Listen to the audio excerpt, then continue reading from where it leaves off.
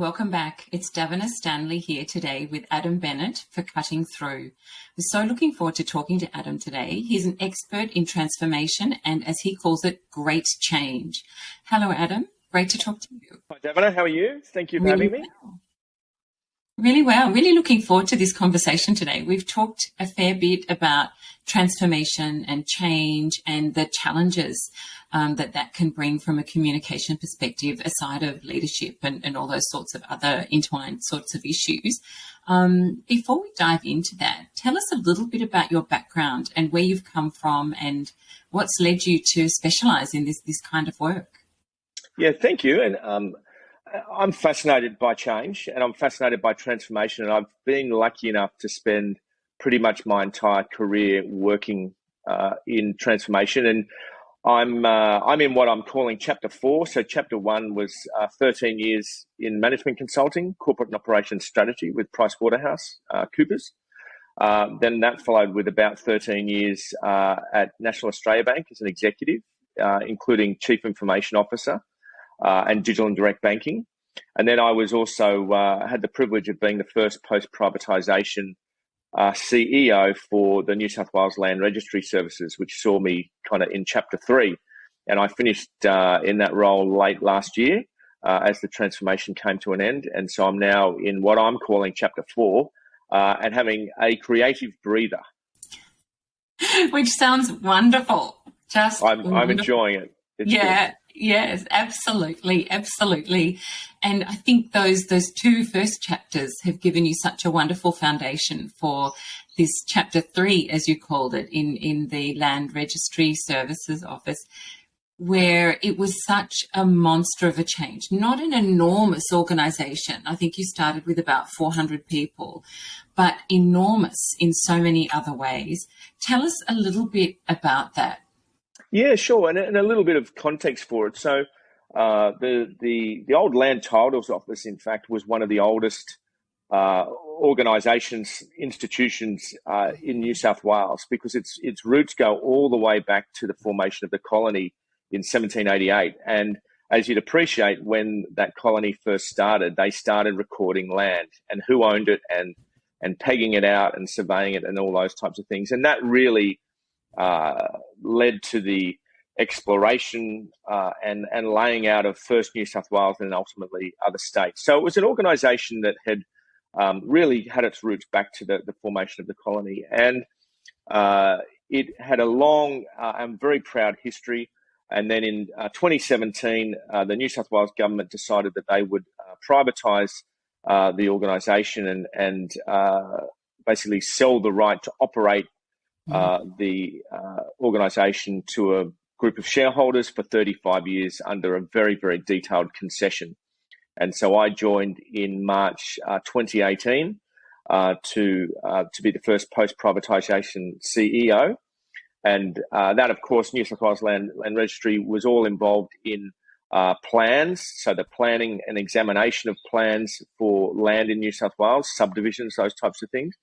And then when land is purchased and sold, all of those dealings are recorded by New South Wales Land Registry Services as well. And obviously there's a big search function, so people searching for titles and who owns them and what kind of easements and encumbrances and all those types of things are on those parcels of land. So it's a very important part of the fabric of our economic state. Absolutely. And, you know, with such a long history, with such an embedded ways of working as well. And we were talking before, I'd previously worked for a very short period in a government department that was very paper-based or records-based service. And my memory of that, albeit 30 odd years ago, was that there were rows of desks and there were people with paper, and they would pass the paper literally from the in tray behind them to the in tray in front and would keep going. Now, that was obviously before. Now, my memory of this might be wrong, but I don't recall there being computers on all of those desks. It was pen and paper. Now, I'm sure it was much more advanced than that when you were working, you know, in 2018 in this sort of area. But I'm imagining a lot of paper-based work. Yeah, there was a lot of paper, and you know, because of the nature of what the organisation did, the building itself that it sat in was purpose designed back in 1915 as a world-class repository for paper.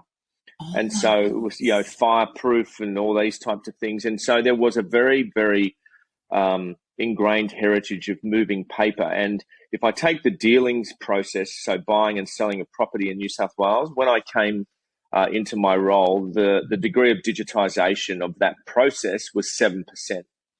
So only 7% of that was digital, the rest was paper. And pleasingly, when I left in late last year, that dealings process is now 100% digital. Yes, and having come from, one of Australia's biggest banks, where you were head of digital, basically, CIO, Chief Information Officer, then that must have been quite an exciting opportunity, but also quite the challenge to go from 7% to 100%. The practical aspects of that from a technology standpoint, I don't imagine were terribly complex. I think the human aspects of that change would have been, or that transformation rather, is much more than a change, must have been phenomenal. Tell me what it was like walking in on your first day to that place where you've got 400 people who know that they've just been privatised. They've got this enormous legacy of heritage. They're public sector employees who've perhaps, well, I'll let you describe it. How was that? Yeah, well, look, it was a little bit daunting and interesting, and the privatisation process itself had been very public. So a lot of the stakeholders of the organisation, being legal practitioners, conveyancers, surveyors, had felt very aggrieved that this had been privatised at all, and so they had demonstrated and picketed New South Wales Parliament, suggesting that if you privatise this thing, the sky's going to fall. And they were probably outnumbered by employees of the organisation who were also picketing the privatisation. So when I came in, there was really a group of employees who have felt very aggrieved that it had been privatised and weren't really up for change. But equally, and I've always found this the case in any transformation context, there was also a group of employees who were like, "Ooh, this could be good." They kind of self-referenced that the organisation wasn't perfect and there was opportunities to improve. And so I think you had this balance of people who were, really against it and trying to get their heads around it, and those that were thinking this could be really exciting. And that's really how it all played out. Beautiful. And so you come in this early stage with the hope that you've got the two camps, not just the one very vocal camp that you've seen on the streets or on the news or what have you. And you come into an organisation that's never had a board before, very different governance arrangements, and you've got such diverse stakeholders. You've got your board, brand new board that must have been there, I think, on day one for you when you started. Yes. Who are highly commercial. And that were they private equity? Is that where? Yeah. Typically, yep. Yep. So you've got professional directors. Yep.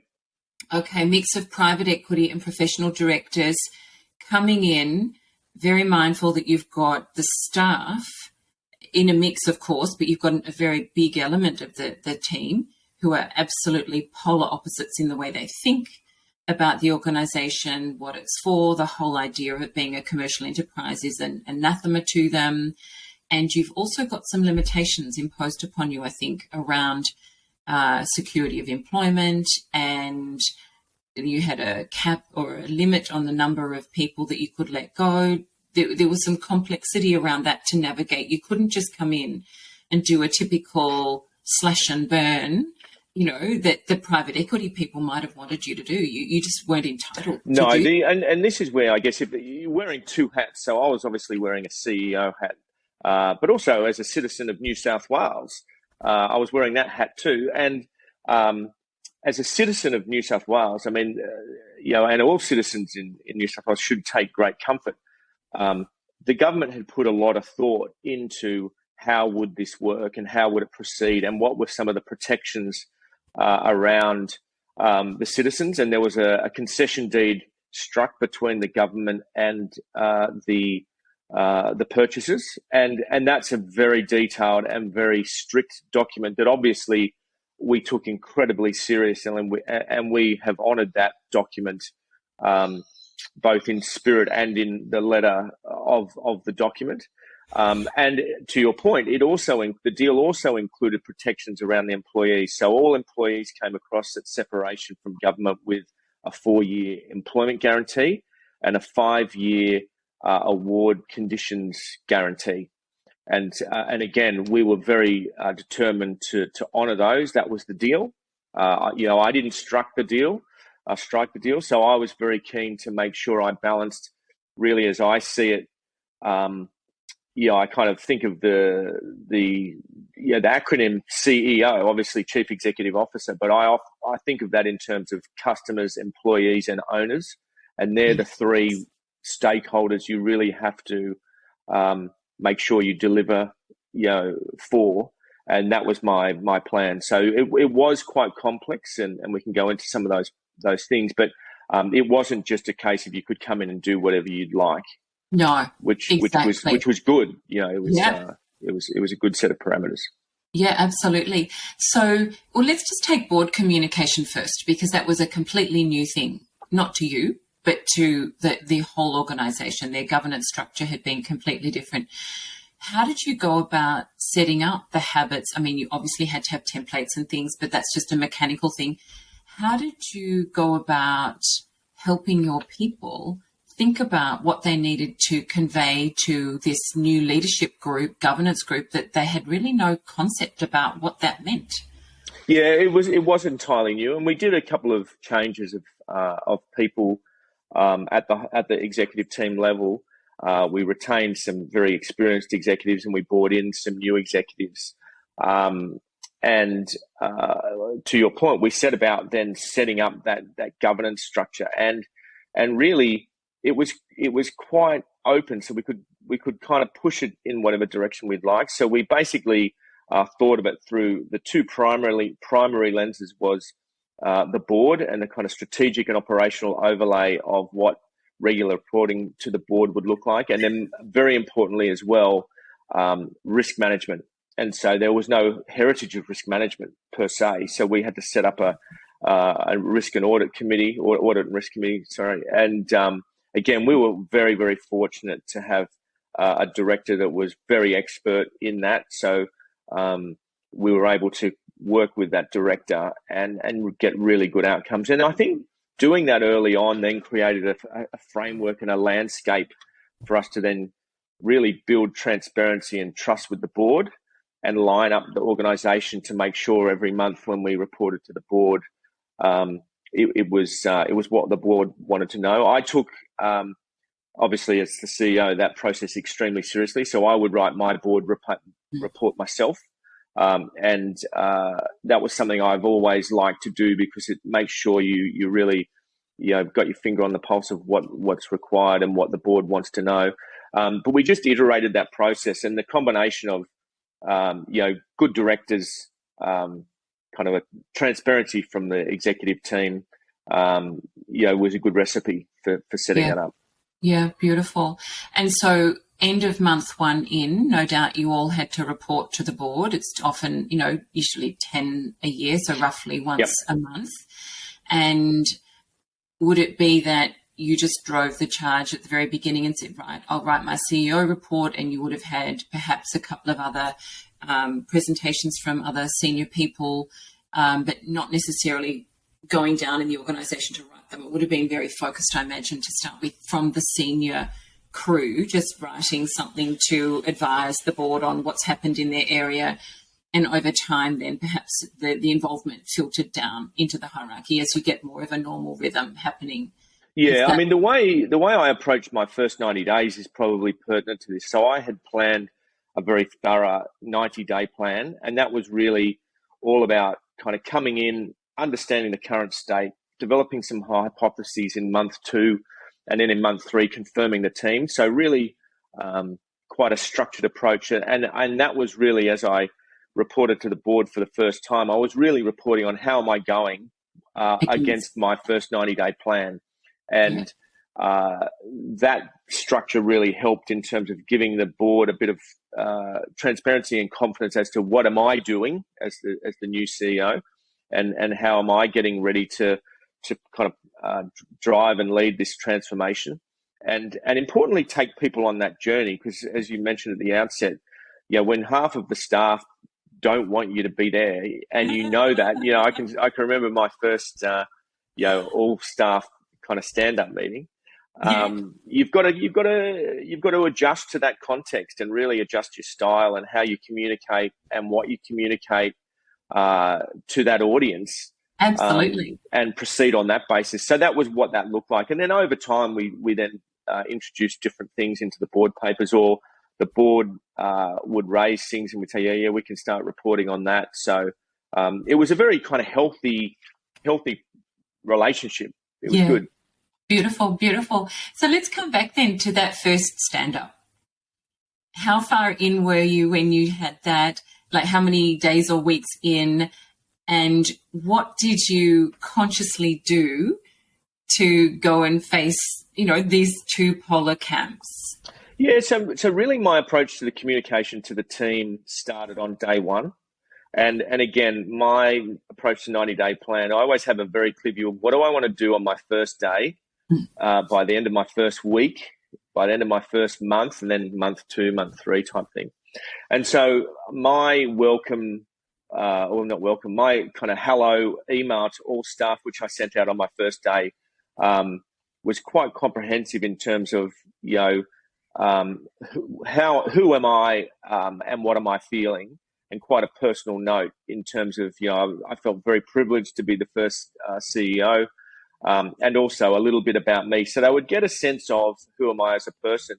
But what I've found really good about doing that, and I've done that several times, is we can all kind of write, that we're this or we're that, but by doing it and sending to everyone, you actually immediately put yourself on the hook to live up to it.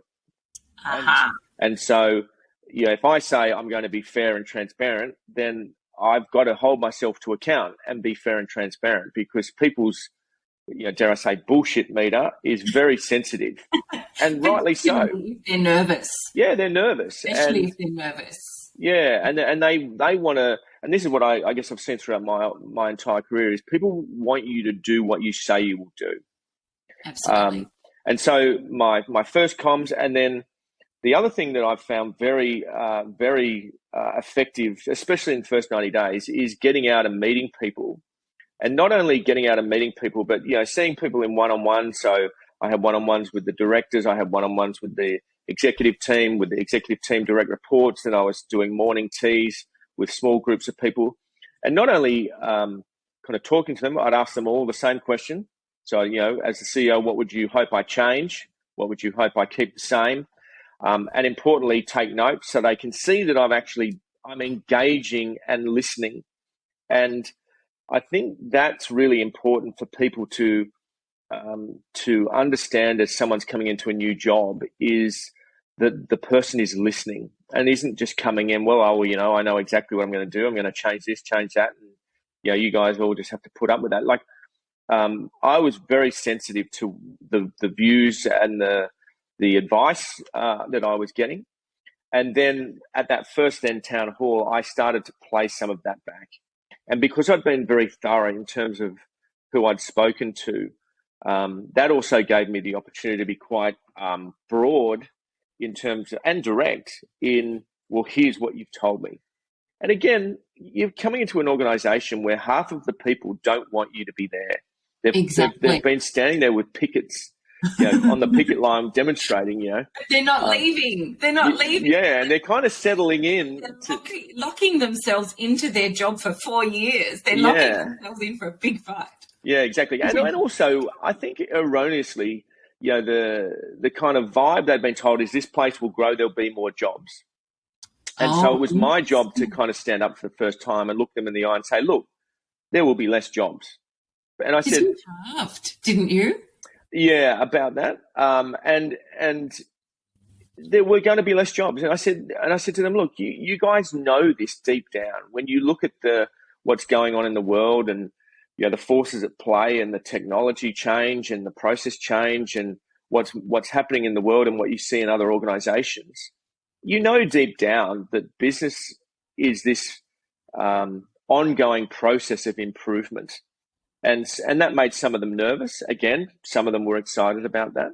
But I had to be honest about that. I think so. And how did you marry that, though, with this challenge of the commitment to 4 years of employment?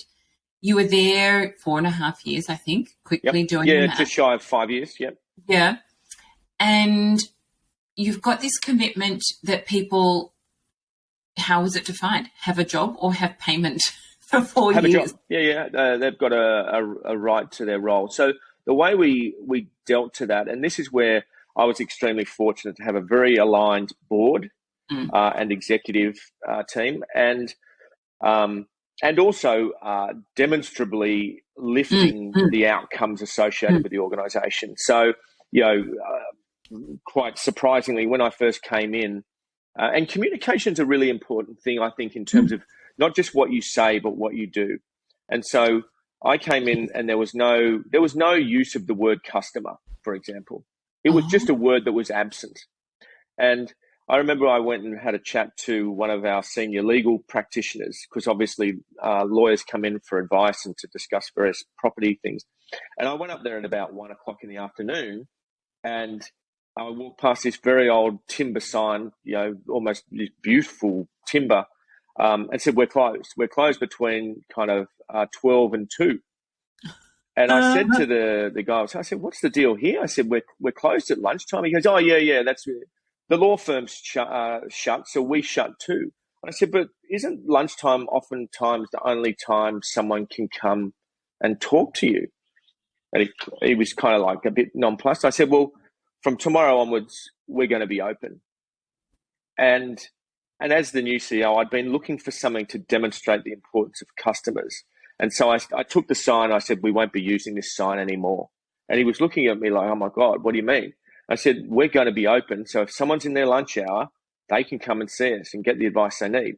And so that whole customer ethos and starting to use the word customer, et cetera, started to ripple out. And with a couple of kind of symbolic kind of anecdotes, if you like, that is part of the communication of what are the new expectations and those types of things. And that started to give. And I'm a great believer that most organizations, how you treat the customer is going to also be linked to how you treat and feel as an employee.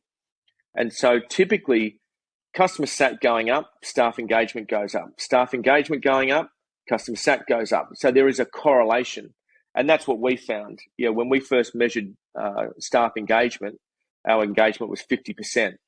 When we first measured customer satisfaction, our customer satisfaction was 51%.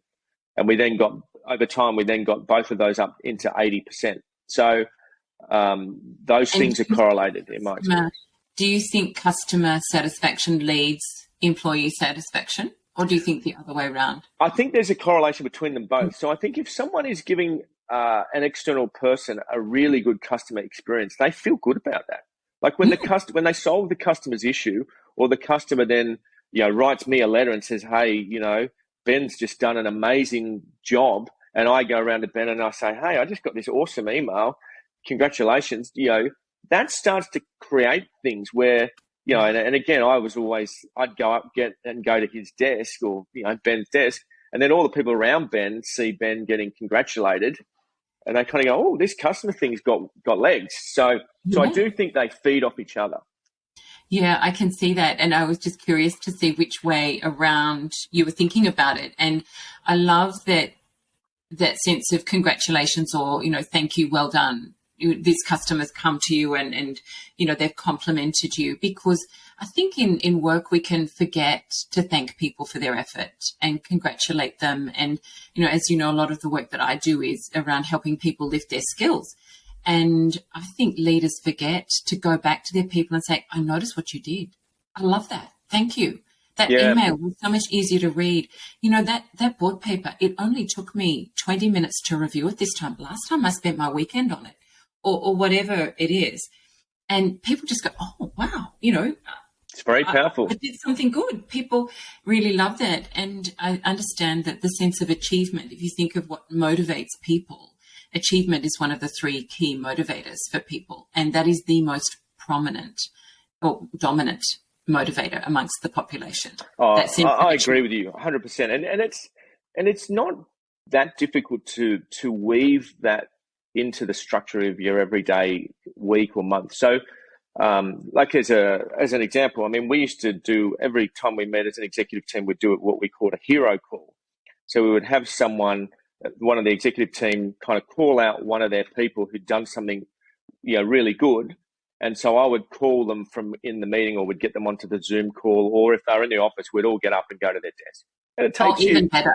It takes you like 2 minutes, 3 minutes.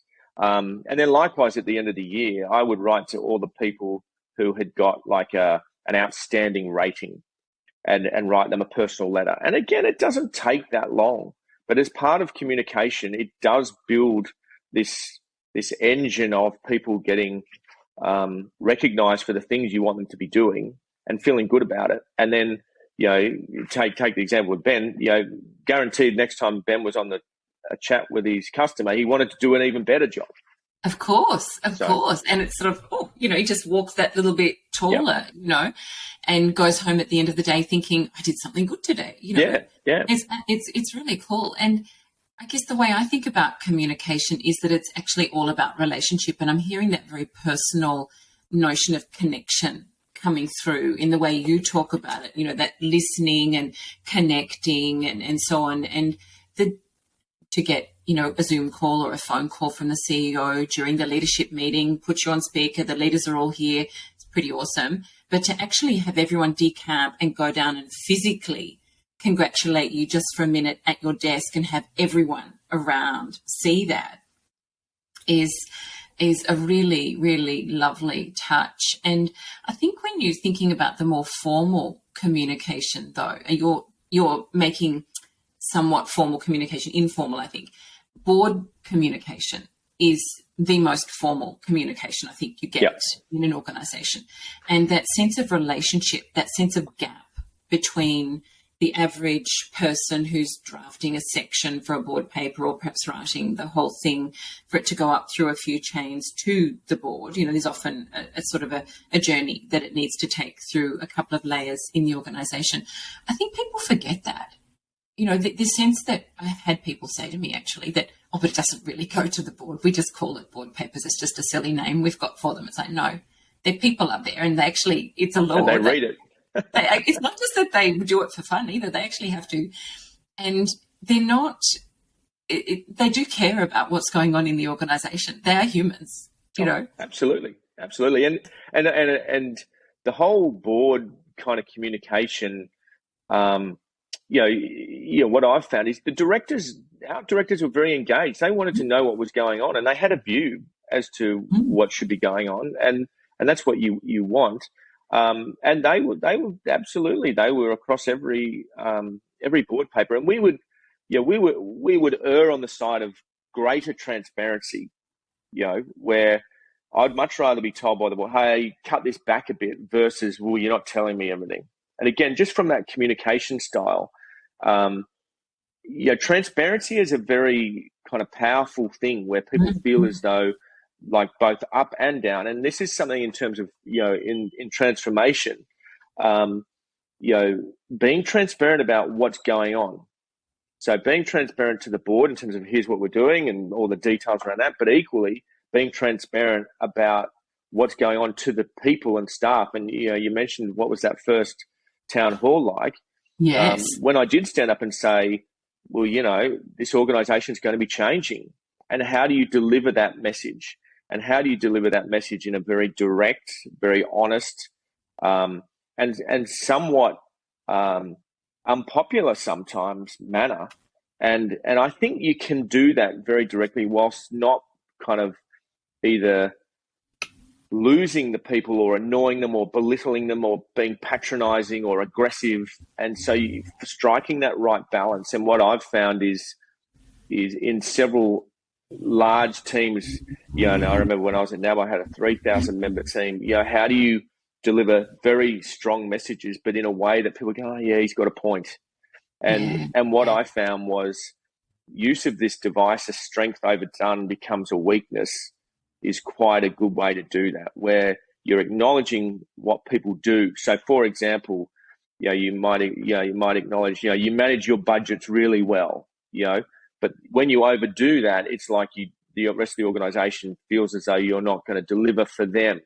Yeah. Or, you might take the registration of land extremely, seriously, which is great. But when you overdo that, the customer feels as though we're faceless or rigid or we're not interested. So how do you design some kind of way to have a conversation with them where they kind of go, yeah, you got a point there, and they're still getting the feedback, but you're not hitting them over the head with it.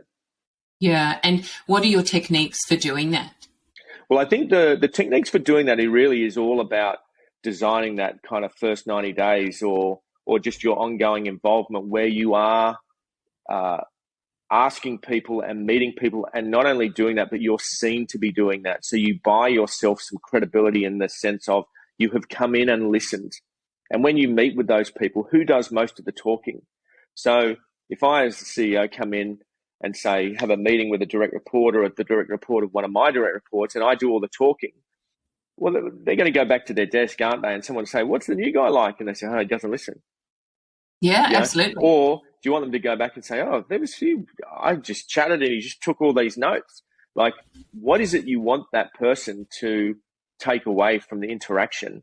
And communication in that sense is it's somewhat basic. It's just, well, listen, ask them a question, let the silence do the heavy lifting, and eventually they will start to share what they think. And that once you've done that numerous times, you have then very much got a body of knowledge that you didn't have before that you can then work out how to actually share back to the group. So I've found that's what I've found most beneficial. And I guess that came from my consulting days in terms of, you'd go out as a consultant and you'd, bright-eyed and, empty pad, and you'd write down everything the client said, to learn all about their business. So yeah, that's where that becomes very helpful. But it's also just, I think, maturity and courtesy, isn't it? To show people that you're listening, and the wisdom to know that if you come in too hard too soon, you're going to push the wrong buttons. And, particularly coming into a very sensitive sort of situation like that. I can imagine also a bit further down the road, you've done a lot of listening. I'm confident that you would keep listening, because as you try things, you need to listen for the reactions and so on.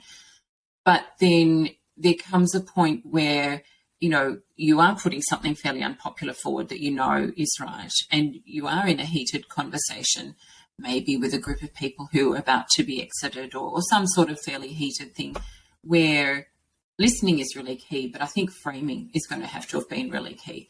I've heard what you said about that, and I understand that you want this.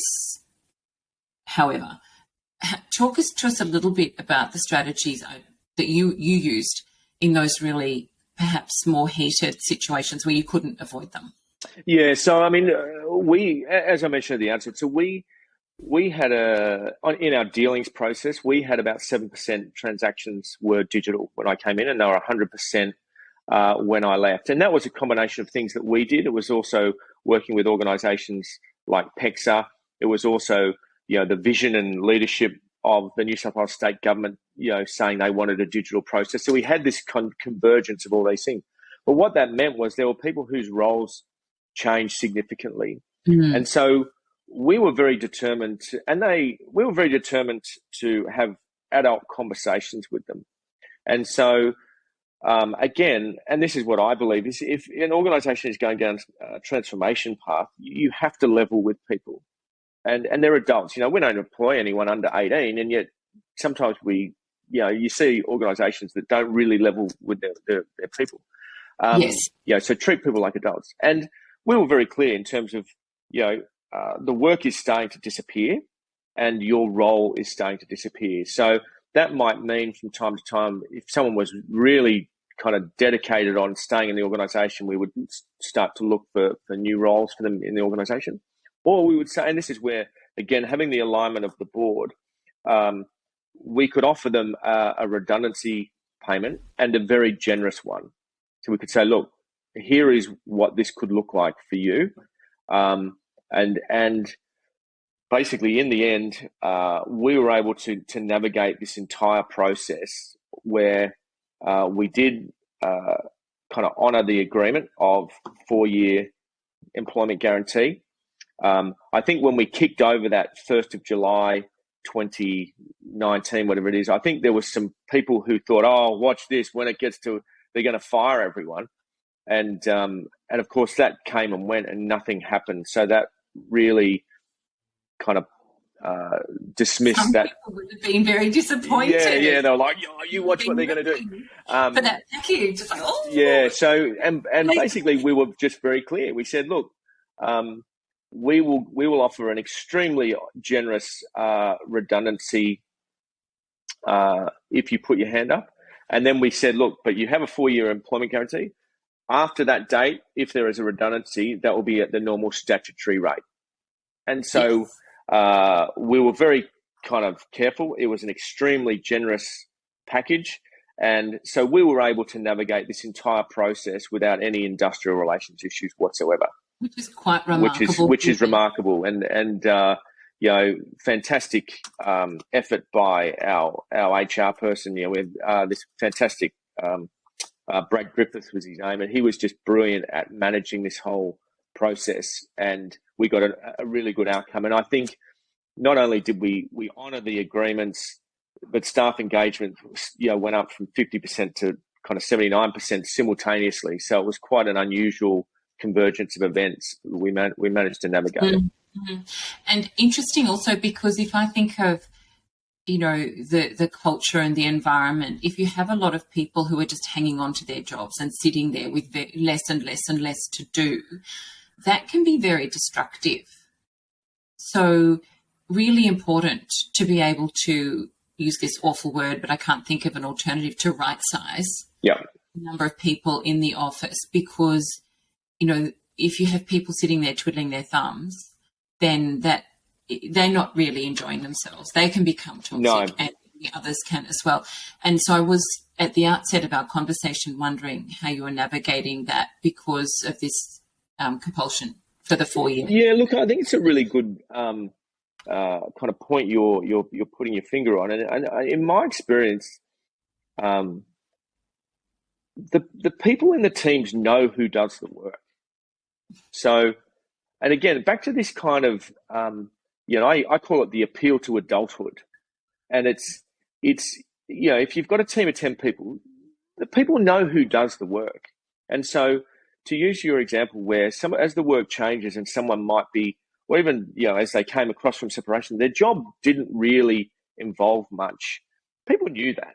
And the people doing all the work feel a little bit aggrieved that they're doing the same work, getting the same amount of money, and there is no differentiation. Exactly. And I found that very hard to kind of digest. So we immediately introduced a bonus system and a series of CEO bonuses where we could reward people who were doing the hardest work. Now, that wasn't that popular because people, popular in terms of industrially, but it was certainly popular amongst the people who were doing the work and were starting to get kind of a bonus. And and I still remember when I gave the first set of bonuses, and there were tears, and there was like, you know, just people so thankful that they'd been acknowledged for all of their hard work, and that was foreign to the organisation. So over time, we did have this situation where the people who were really up for it they were working really hard, delivering all these great outcomes. And the people who just weren't up for it were kind of getting left behind in a sense, an emotional sense. Yeah. Like the organization's moving this direction and they're not feeling a part of it. And that would then be the basis of, maybe actually you do want to take a redundancy. It's very generous. If you don't want to be here, we accept that. That's okay. And that's okay. But this is the inexorable direction that organizations going in, which is customer focused, meritocracy. And, you know, I remember standing up at, you know, one of the first town halls, for example. I said, we're going to make this place a meritocracy. And someone put up their hand and I said, this is already a meritocracy. And I kind of said, well, not really. Not when like 90% of the roles, the senior leadership roles are, you know, taken by 55-year-old men. Like that's not a As meritocracy. you are coming in saying that as a 50-something Correct. man, Correct. right? You know, and you look around the team, there was not enough women in the right roles and in senior leadership roles. So of course it wasn't a meritocracy. So that started to kind of change. So all these things, simultaneous messages, I think were both energizing for a group of people, and they've just really ignited their careers. And there was also a group of people who just they were happy to take a redundancy, move on. And move on. And I guess it's enormously inspiring, isn't it, to see people grab onto a new idea or the opportunity to learn and grow. And you must have seen some phenomenal transformations of people who had been working in a fairly old-style way, paper-based largely role, who went, oh my gosh, I can learn about all this digital stuff. Yep. That's cool. Right. Okay. How did that go? I mean, did you really see some people just take off? We had a cadre of kind of leaders and potential leaders in their 30s, and basically they ended up a lot of those ended up in these positions of leadership and running the company in a way that under the old regime, they would have had to have waited 10, 15 years to get those roles. And of course, you're then, the talented ones may not be that patient. So, you've got to, so you've got to kind of find a way to kind of bring them in and again, but also be fair to the people who were also in those roles and had operated in that system. So you can't alienate them either. So you have to doing the right thing according to what was required of them in the at that time. Correct. Yeah. So it is a shift. And then how do you actually, because you can't kind of come in and say, oh, well, everything's different. You're now not required, or you're irrelevant, or you have to find a way to give. And I guess it seems like a strange word, but my approach to this is always find a way to give people dignity. Absolutely. The dignity of their knowledge. And so we set up roles where people were kind of what we would call kind of high professional. They were so deep in their knowledge that they would then be training the younger people. They'll be recognized and acknowledged for how much they knew, but they wouldn't have people management responsibilities, for example. And what we found out was in a lot of cases, they didn't want them. They just wanted to do their thing and share their knowledge and those types of things. And we made it so that sharing your knowledge was celebrated.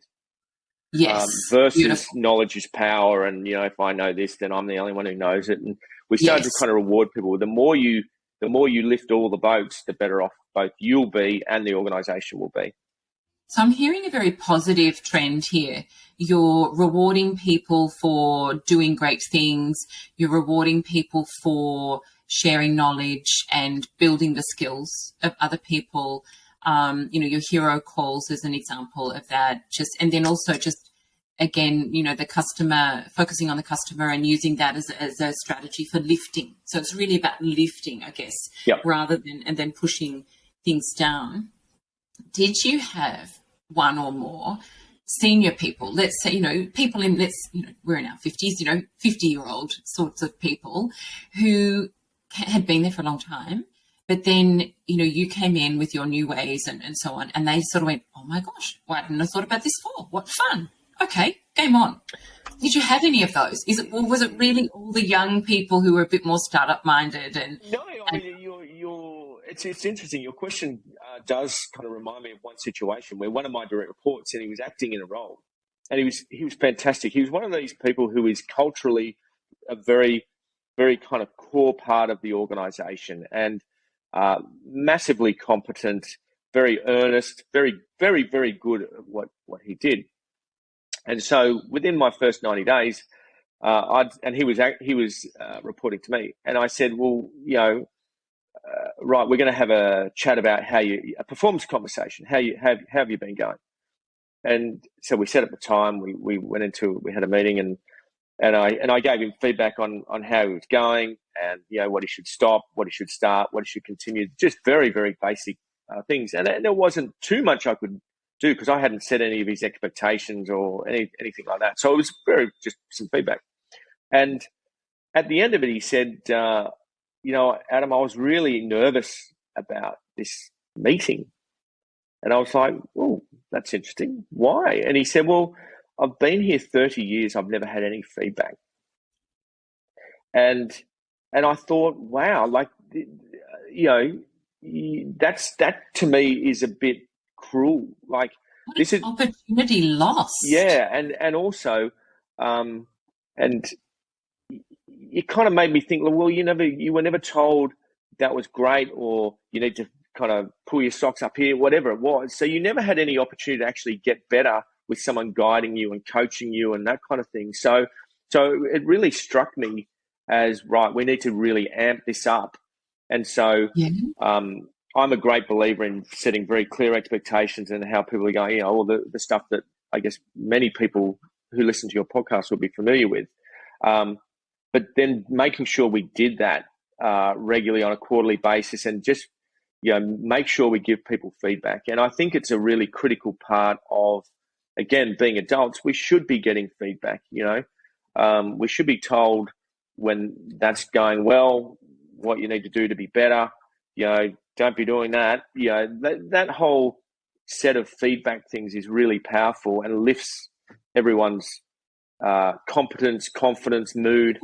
So critical, and it just hadn't been happening. Incredible. And just beginning with the positive. Everyone loves to hear the positive, and there's always something good to say about. Yeah. There's always a strength you can find, and how you pitch that strength overdone becomes a weakness. But don't just hit people over the head with stuff. Yeah. No. Amazing. So you've come into an enormously challenging situation. You've come from a really large organisation with 3,000 direct reports, or reports rather, not direct reports. In a much... There'd be a busy leadership team meeting. Wouldn't it? 3,000 reports to having 400. So you've reduced the scale of that quite materially, but also coming into a situation which was potentially very hostile and very volatile, and come out with a very positive experience for yourself, and it sounds like for the employees, the board, and the organisation, which is really, really quite a testament, I think, to what you achieved there. If you were to speak to somebody coming into a new and super challenging leadership role, I've heard you say, listen. I've heard you say, be positive, encourage, and so on.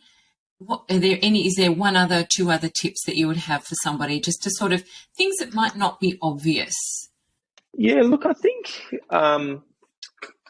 think the advice I'd give to people coming into a new role would be along two lines. One would be their mindset, and the second would be the mechanics.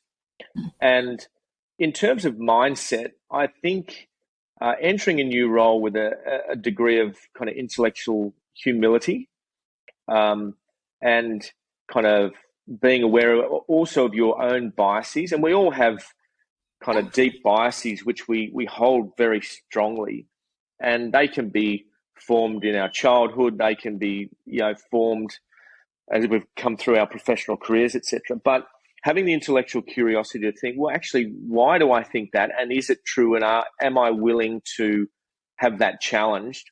And I think also, more importantly, am I willing to create an environment where someone will challenge what I have to say and I will change my mind? And secondly, not only will I change my mind, but I will give the person credit for changing my mind and celebrate that. Yes. Yes. And I think if you can do that, one, you're going to, you reserve the right to get smarter. But secondly, you're on your way to creating an environment where actually what this person is interested in is being better and not holding on to all their things. And I think in corporate life, oftentimes people may change their mind. They may. But in my experience, it's very rare they actually celebrate the person who changed it. Hey, I thought we were going to do X. And then I spoke to Damina and she said, that's a dumb idea. We should be doing Y. And you know what? She was right. So now, we're doing what Damina said. Like, that's not that big a deal, yet it's so rare. So I think kind of having the kind of right mindset, and I don't want to use the word culture because I think it's more than culture. And then, so having things like that, making the whole environment light. Like, I am not a comedian, and I laugh at my own jokes because I want at least one person to laugh at them, type thing. But it doesn't mean I can't create an environment where it can be light, and it doesn't mean I'm not serious. So I'm very serious about achieving goals and objectives and delivering commitments, but I'm not going to do that where the whole day is like a death march. No. So you've got to have fun along the way. So that whole mindset piece. And then I think mechanics in terms of how do you actually structure your entry into an organization, the way you do that, what you spend your time on, how you take people on a journey.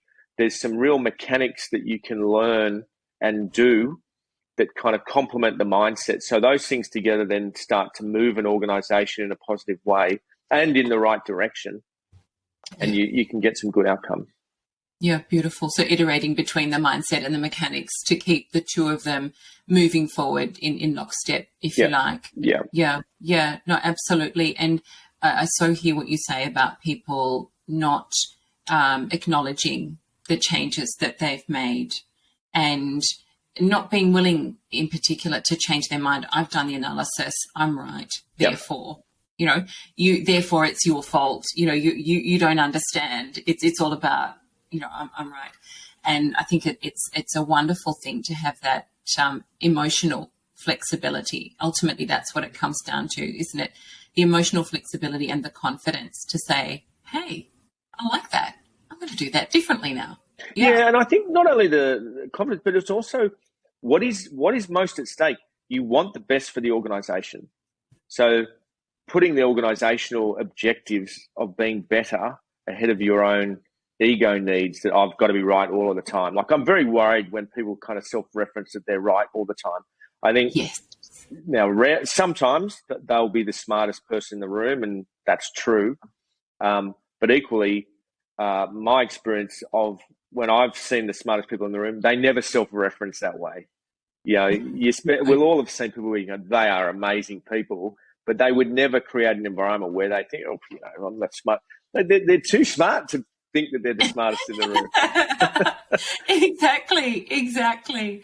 No, that's right. Well, look, I think that's a wonderful spot, a very positive spot to leave the conversation. I've learned such a lot from you, Adam, about how to, be light and then still, execute very difficult and complex change by relating and connecting and really focusing on that. So thank you for your time. And we can alert people to a book is coming, and you'll be able to find the details from that in the show notes. So if you can find those at clarityfirstprogram.com/podcast, and then navigate to the conversation with Adam.